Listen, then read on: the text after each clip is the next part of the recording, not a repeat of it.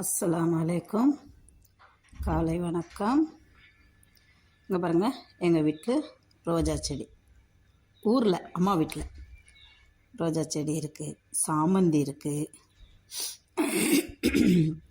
அப்புறம் புதினா இருக்குது, அதில் ஒரு இங்கே கருவேப்பிலை செடி இருக்குது. இங்கே கொய்யா மரத்தில் கொய்யா காய் காய்ச்சிருக்கு. இது எங்கள் அம்மா வச்சுட்டு போன மரம் கொய்யாக்காய். இவ்வளோ அழகாக இருக்குது பாருங்க. நமக்கு ஒரு அதிசயம் தானே இங்கே வெளிநாட்டில் இருக்கிறவங்களுக்கு. இங்கே பாருங்க, இதுவும் ஒரு ரோஜா கன்று தான். இது மல்லிகைப்பூ. இங்கே பாருங்க எவ்வளோ அழகாக மல்லிகைப்பூ பூத்துருக்குன்னு. இப்போ தான் பூ மொக்கு விட்டுருக்கு. இங்கே கனகாமரம் இருக்குது. கனகாமரம். இது ரோஸு, அழகான. இங்கே பார்த்தீங்களா எவ்வளோ அழகாக க்யூட்டாக இருக்குல்ல. அழகான பூ, நல்ல கலர்.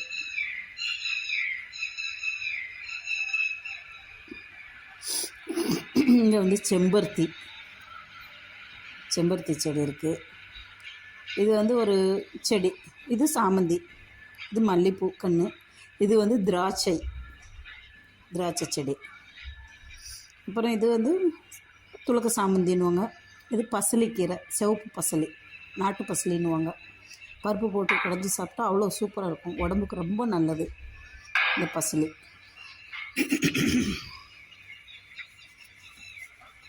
அப்புறம் ஒரு மல்லிகைப்பூ செடி. இது வீட்டில் அழகுக்காக வைக்கிறது. மாடிப்படியில் வச்சுருக்குறோம் 2 செடியும். சூப்பராக இருக்கும் பாருங்க. இது எங்கள் பால்கனி. இப்போ காமிச்ச செடியெல்லாம் இது. இன்ஷா